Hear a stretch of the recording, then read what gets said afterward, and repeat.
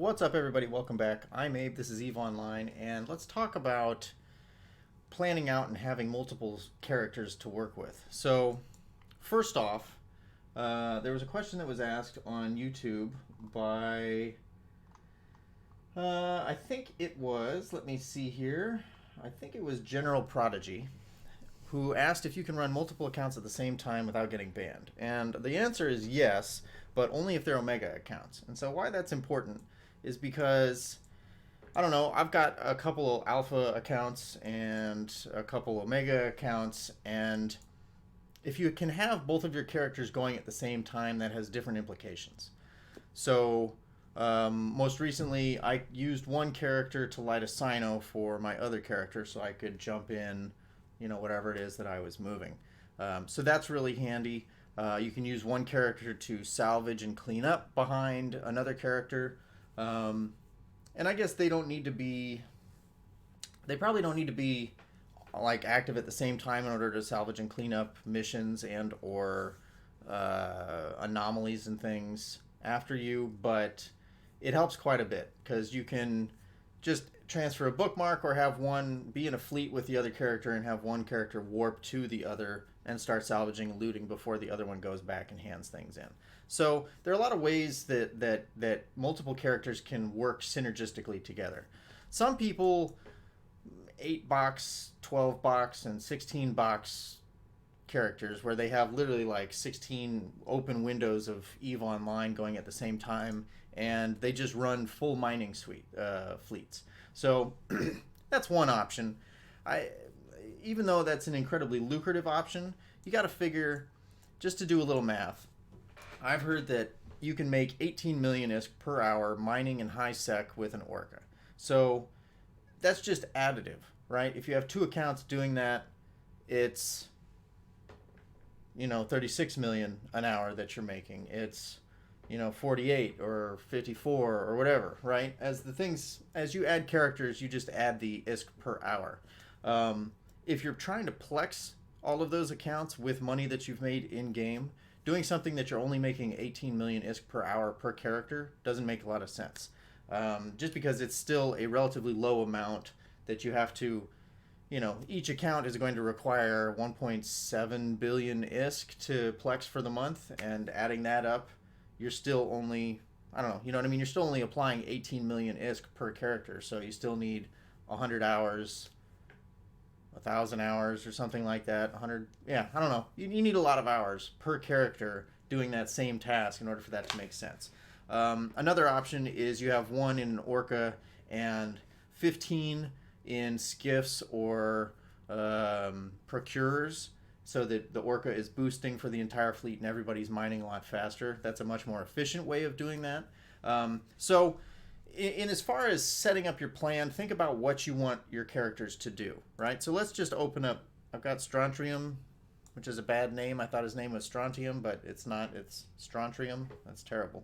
Either way, let's look at he's an Alpha account, and let's see kind of what some options are. So the way I have my account set up is I've got one character who's skilled primarily into combat skills, and there's a great benefit in EVE Online to focusing and having a very targeted approach with your skill planning. So, let's say as you're starting out, you're going to feel like, I can't fly a Titan. Why, how am I ever going to be competitive in this game? That's a bad way to think. But even just starting out, you'll be able to skill into frigates and then start thinking about like what skills are going to make you effective at or flying a frigate.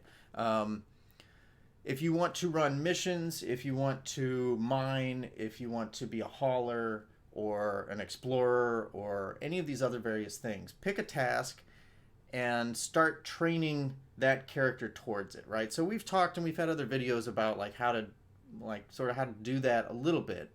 But if you're going to have multiple characters, I have my main combat character capable of running missions, doing anomalies, and a little bit of PvP skilling, but mostly he's PvE oriented, right? And so he's got gunnery skills because he's a Minotaur class. I've got all of the weapon skills, skilled up and maxed out. I've got targeting. shields primarily. I've got armor as well, just, to be efficient. I've got the standard engineering and navigation skills, and, a smattering of like social missiles. I've maxed out drones because they're effective with everybody. But that's pretty much it, right? Whereas this other character I've got as a support to him. So he's also kind of my grab basket character. So he's the one who's skilled into mining. He's also skilled a little bit into industry, a little bit into reprocessing. He's my exploration character. Like, he's untargeted for the most part, but he's targeted in the sense that he is everything but combat. So he's got drone skills because they're very useful, but he doesn't have missile skills. He doesn't have gunnery skills. He's not trained into T2. He has pitiful targeting skills. His shields and armor are useful, so those are skilled up. So are the basic navigation and engineering skills. But he's got like science for research. He's got resource processing. He's got trade skills because he's my trade guy. He's got production skills, and he's got command skills because I trained him into an orca, and so there's like, he's kind of that half of the game for me, or that 80% of the game, and my other character is the combat side of things. So if you want to set something up where you have one character who is your exploration character, you can skill them. Like, it actually should be, it's unfortunate that once you skill to a certain point, that you, like, once you stop training, that you lose access to them if you drop Omega. Because it would be nice if I could spend a lot of time scanning, like raising my scanning skills and my exploration skills on one character and have them be my exploration character, and that's it, right? And then I've got another character who has done nothing but build out trade skills. So they sit in Jita, and I trade everything that I need to sell and buy back and forth through them, right? And then I've got another character who's my production character, and they're just all manufacturing, production, and research. You know what I mean? I've got a character who's skilled purely into resource processing. So there's one way to look at it, which is multiple accounts. There's another way of looking at it, whereas each account has 3 character slots. And so if you only pay for one account, or if you only pay for 2 accounts, you can have 3 or 6 actual characters that are skilled like through Omega on those accounts. And so on one account, I can have my, right now I've got my sort of does it all but combat character, but I could also have the second character on there be skilled into trading, and I could have the third character be skilled into, I don't know, whatever else, right? Maybe they're my exploration character now. And then all I need to do is sort of transfer stuff back and forth between myself, between those 2 or 3 characters using contracts. And that's simple enough. So it doesn't take as many skill points to, sort of make yourself an effective trading alt. And so you spend, I don't know, 2 or 3 or 5 months or whatever skilling, training up this second character to the point where they're effective, and then you don't need to train skills on them anymore, and you can focus on somebody else because the purpose of that character is sort of optimized right now. So think about what you might want to do and how you might want to pair them. So right now I've got so like PvP would be a good specialization for a character, and how, like, what pairs well with PvP. If you are capable, I don't think you would be, but if you are capable of running multiple characters during a PvP fight, more power to you. I don't think I would be capable of doing that, but you could have one who's skilled into logistics and another one that's skilled into tanking and combat, but you'd have them sort of built out as a somewhat more tanky fit so that you could benefit from having the logistics character. You could have, if you want, you could have 2 or 3 characters that are mining, resource processing. I think your mining character could also be your resource processing character, because your mining skills by themselves are not too great, right? You'd need mining to 5 if you're Omega, mining upgrades maxed out, and then you'd probably want to get, if you're into gas cloud harvesting, ice harvesting, and without getting into any of the processing, you probably need astrogeology, max that out. But you know what I mean? There's like a handful of skills that would really make you effective as a miner. But once you're done, like you're kind of done. You could use some of the spaceship skills to make your mining ship more agile. You could make sure that you could fly whatever mining ships you're looking to mine. You know what I mean? That you can use to mine, whether it's the porpoise, the orca, or the rourke, or an exhumer or barge. But the long and short of it is your mining character can double as your reprocessing or your processing character as well. And so then that opens up, a lot of these skills that are probably not going to take 1 million to 2 to 4 million skill points each to max out. And so you can really make yourself a very effective miner and reprocessor by focusing that character in that way. As a nice complementary character to that would be a production character who focuses both on production, but also production and science or research, so that you can start making Tech 2 and possibly Tech 3 items. And so that character, both of these two characters don't need to know any combat skills. They need a little bit of targeting so that you can target a few minerals. They might need some drone skills to defend themselves out in the fields, but like nothing super, right? I mean, you could spend quite a bit of time getting. Probably makes a lot of sense to max out your drone skills regardless of what you're doing. So that's recommended, but in general, you know what I mean? The more targeted you can be, the less time you're going to need to get to a point where you can excel at what you're trying to do with that character.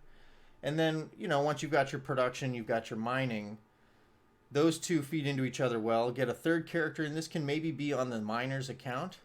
That's a trade character. And that gives you, you're getting the raw materials, you're turning them into things that you can sell, and you've got a character who can sell them with the least amount of penalties, fees, and all of that. And maybe that trade character also is a hauler, right? So to be a hauler, you can spend as many skill points as you want on that too, but if you're very specific about it, if we open up the ship tree, for example, this person's a Caldari, so right now I've got Industrial 1, which is really pathetic, but he's maxed out on his skill points right now.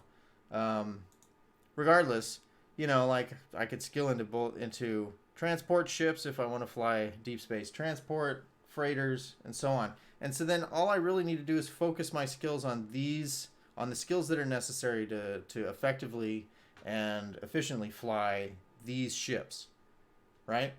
So I think the biggest, have a little foresight, and if you do, you can plan out how best to skill your characters so that they work complementary to each other. So for me, it was combat, and I didn't want to waste time, researching salvaging and some of these other things on my combat character. So I did that on my mining character. So I've got this, other character that does some hauling, that does some trade, that does, all of these other things.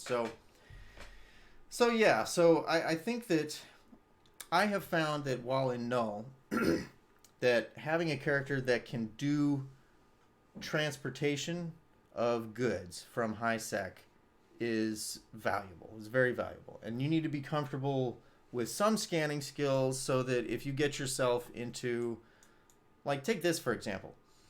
I bought this Heron, which is an exploration ship. It's a Tech 1 frigate, but it turns out this thing has 400 cubic meters of cargo space right off the bat. I put in, just because I'm about to do some distribution missions, I put in a couple cargo expanders, and it takes it to like 575. That's huge. That is huge. So if you can outfit a ship or a character to be able to navigate wormholes effectively, to go from high sec to Null or wherever it is you are, whether it's a wormhole or whatnot, it'll be a lot easier to get your goods in and out. You can have a character that's good at exploration and also does this. I mean, like, you can find ways to just kind of get your characters to really mesh. So that's my advice. Plan it out, and then be as laser focused with your skill training and with your general like character management as possible. And that way you'll have people who are very good at what they do and what you need them to do, and they're not wasting skill points on superfluous things, right? So my my exploration character doesn't really need gunnery skills until maybe way down the line if I want to start, I don't know, flying a ship that does exploration and hunts at the same time. And then you need to make a decision of, do I train my combat character into exploration? Do I train my exploration character into combat? Or, you know, what makes the most sense there? So that's how I would do it. Is I would plan out from advance, or from well in advance, like what you want, how you want your network of characters to work, how you manage your Omega account or accounts, and how you manage your alpha accounts in addition to that, because the alpha accounts will not be able to be running at the same time as your Omega accounts. So you're going to have one alpha account open and nothing else, whereas you can have as many Omega accounts as you want open at the same time. So that's what I think. Food for thought. Let me know if this helps, and I'm actually, now that I'm talking about it and thinking about it, I may need to start using the other character slots of my Omega account instead of, you know, plexing or going Omega with some of my other accounts, just because I don't want to have to continue to pay monthly fees on 3 or 4 accounts just because I want a trade character, you know what I mean? Or I want to be able to continue to utilize skills that are in the Omega umbrella. So anyway, so that's it. That was for not just General Prodigy, but I think also Herb V, or I think it's Herb. Based on your question about kind of how to manage synergistic characters, that's my thought on it. So hopefully that helps. And if you have any other questions, or you want to do like a specific deep dive into, you know, maybe I'll do that. Maybe I'll do a specific deep dive into what skills would be really good right off the bat for a combat character, for a mining character, exploration, or whatever. And we can look into that specifically. So that may be coming up soon. So thanks for watching, and I will catch you in the next video.